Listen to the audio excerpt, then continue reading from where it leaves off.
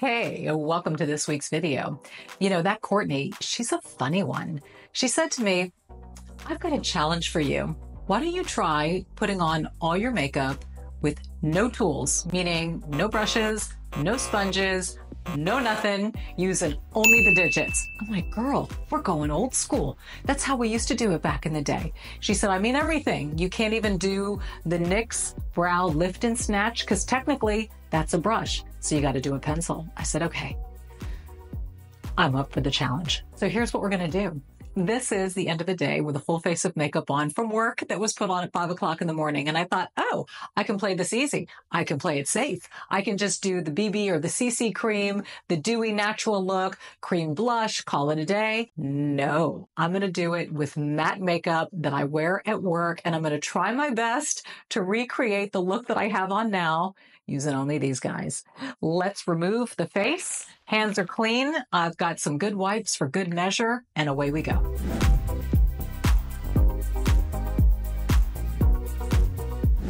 Okay, and away we go. You get to see a fun bout of a little perioral dermatitis going on here. So if you notice any red bumps, yeah, that's been fun. Happens to me a lot during the summertime when it gets really hot. Anyway, I'm going to do Laura Geller's Skin Perfecting Primer, starting with a pump on the hands. Huh. Well, primer I generally apply with my hands anyway. It's the foundation that's going to be a trick, but you know that. And of course the eyeshadow and the eyebrows and the contour and the blush and all the feels. I'm telling you what, I wear this foundation all the time for work. It is Charlotte Tilbury's Airbrush Flawless Foundation. This shade is 8 Cool, and it's just, the coverage is incredible. I just love it. It's one of my favorite matte foundations. And so here we are, putting on the foundation with the old fingers. Which, you know, it's interesting. I watch a lot of makeup tutorials on Instagram because, like you, I'm addicted to other artists and what they do. And I see quite a few blending and applying with the fingers. You know, I've just gotten so accustomed to using a brush all the time. And, you know, this may actually make me realize how much product I'm wasting in the brush because, let's face it, the tools that we use absorb a lot of product. I don't know. This may convert me. Who knows? Stranger things have happened. I mean, you certainly need less. But isn't this stuff great? It's already covering up all my little dots. I do find it takes a little bit longer using the fingers because you just don't cover as much area. I mean, look, this little guy can only go so far right here. How's your day? How's your life? You doing well? You enjoying the last little bits of summer? I know a lot of people are back into their routines. Kids are back in school. A lot of people are back at work. Some people are taking advantage of some late summer travel. We've got our Greece trip coming up in October, and I am so excited about that. Who knows? I may love this so much, I may save room in the suitcase and not pack any brushes. We'll see. This foundation really matches well. I was in store spending a lot of time matching it on my chest and my neck. When I pull back, you can see how well, as I get closer to the camera, the lights are a little bit brighter, so it tends to blow it out a little bit color-wise, but it's a good match. So this way I don't have to worry about going too far down. Yeah, but it's dried pretty quickly. Gonna hit these little dots a couple more times. But you forget how just a little, I mean, like a micro dot can go such a long way in covering something. So that's lesson 1 out of all of this. So thank you, Courtney, for making me do it. Okay, eyelids. I'm going to use a concealer by Flower Beauty. It's light, and everything will be listed in the description. I don't want to put the glasses on and off. This concealer is way too light for the under eye area, but it's going to go great on the lid for a eyeshadow primer and a base for the shadow. Now I've got to be super careful because I've got a few remaining eyelash extensions, so I have to hold those down, and I don't want to get them coated with this because I don't think I would have any luck getting it out at that point without yanking these guys totally out. I'll tell you what, if you ladies have a very short manicure, you're going to be in luck if you want to do this because having these almond shaped nails, they're killing me. Okay, how do I do this? Wait, like that maybe? All right, close enough, good enough, maybe. This will help actually work like a brow highlight, almost have a shadow effect underneath the eyebrows. So I'm grateful for that. So we have a blank slate here. So far, so good. Aha. Okay, this is going to get so interesting. So I've got to use a pencil for the eyebrows. I am so used to my NYX Lift and Snatch, those little baby strokes, and I'm not going to get that. I'm using an eyebrow pencil by Laura Geller. I think this color is taupe. I hope it's close enough. It's what I have. It's the only pencil I have, so we're going with it. Right? We're going with it. Taupe is good if you're a blonde. So this will give me a little bit more of a shadowy effect, which I guess will work well with what I'm doing here. Because normally with the NYX Lift and Snatch, I would take a brush and soften the lines a little bit, which I cannot do. So I've got to try to get this as smooth and as soft as I can. All right, not bad. I'm so not used to using a pencil. They seem so thick to me. Isn't it weird? And granted, some pencils are smaller.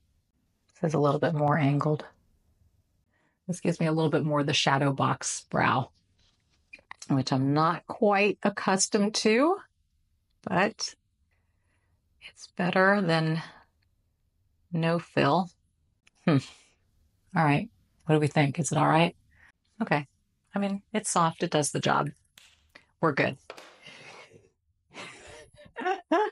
Here's where it's going to get interesting.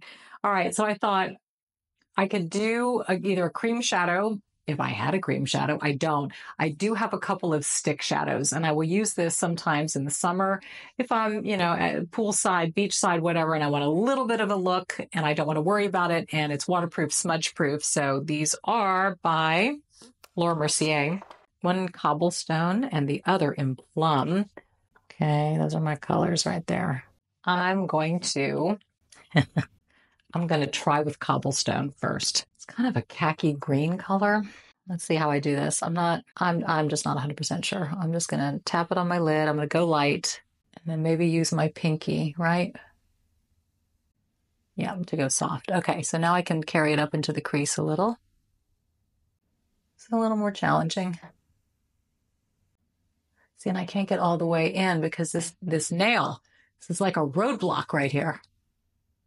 Okay, this color actually works out well because it's really not too strong of a color. It's like creating a bit of a shadow, deepening, hollowing effect, which is what I want.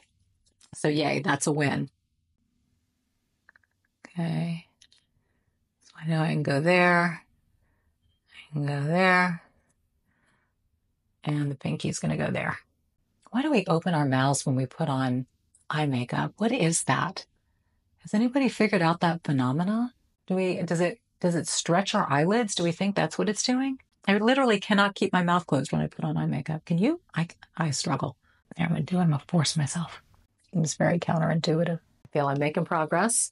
And the plum is gonna go on the outer corner for some depth. Smoke it out. I'm still gonna have to blend it. I'm so used to brushes for getting that really good line out here, and I'm just having to cheat it. I think I have an idea though. And see, now I have to use fingers that haven't been used before or else I'm up a creek. This takes a lot of time. Just an observation. There's a lot of serious concentration here. Shoot! I knew that. I got a dirty finger in the mix. Dang it.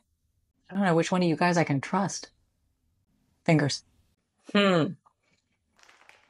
I mean, this is waterproof. This is like really taking some effort to get off. That's a good thing, isn't it? Okay, see, what I was thinking is I could use a little bit of this wipe and a finger, right?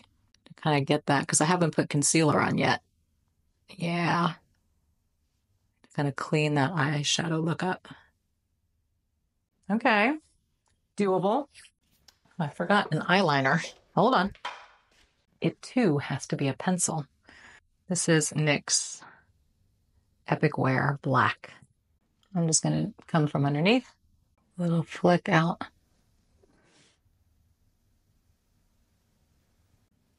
And again, the mouth is open.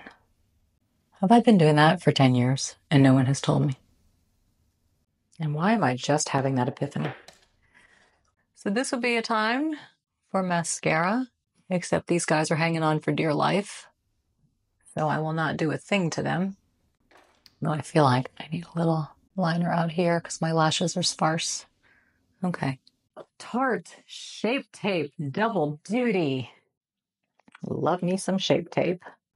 Again, this is going to be really weird without a brush. Just because I'm so used to running the concealer all the way up to the lower lash line. But hey, I'm up for the challenge. And again, the nails are a problem. I remember Courtney's video when she was doing her makeup. I couldn't get over how much she was pounding her face. I just feel bad even doing this light tapping. Court, I hope you've stopped doing that. Okay, good enough. And again, wipe it down. All right, so I've got to apply powder at some point, but again, most of my products are matte. I have this Patrick Ta. It's a blush.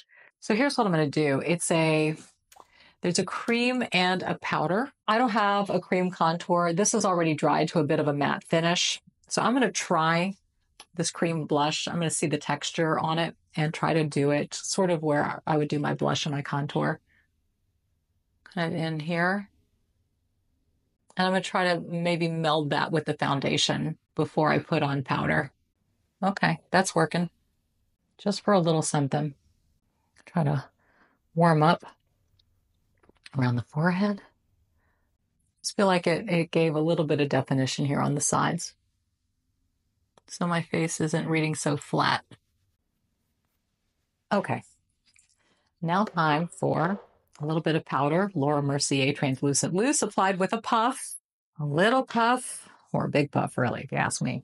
Because this is a matte look I'm recreating. So I'm going to press it in.